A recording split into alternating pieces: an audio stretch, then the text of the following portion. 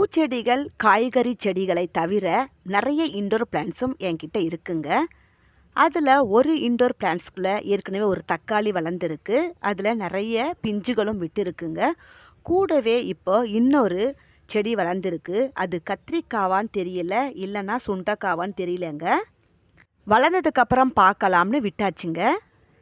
இது ஒரு செங்கோனியம் பிளான்ட்டுங்க. இந்த செங்கோனியம் பிளான்ட் ஏற்கனவே நல்லா புதர் போல் வளர்ந்துருந்துச்சு. நான் அதை கட் பண்ணி விட்டுட்டேன். மறுபடியும் கொடி மாதிரி வளர ஆரம்பிச்சிடுச்சு.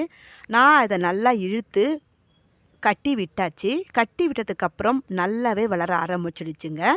இந்த செங்கோனியம் பிளான்ட் ரொம்ப ஈஸியாக வளரக்கூடிய ஒரு கொடி வகையை சேர்ந்தது. நம்ம கட் பண்ணி விட்டுட்டோம்னா அது அப்படியே புதர் செடி மாதிரி கூட வளர்ந்து வருங்க. இந்த செடிகள் எல்லாம் கேரளாவில் ரோடு ஓரத்துங்களையே எக்கச்சக்கமாக வளர்ந்துருக்குங்க. ரொம்ப ஈஸியாக வளரக்கூடிய ஒரு செடி.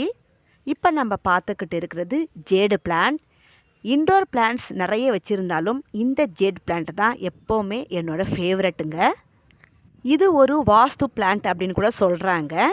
போன வருடம் கட் பண்ணி விடும்போது இப்படி இருந்துச்சு இந்த செடி.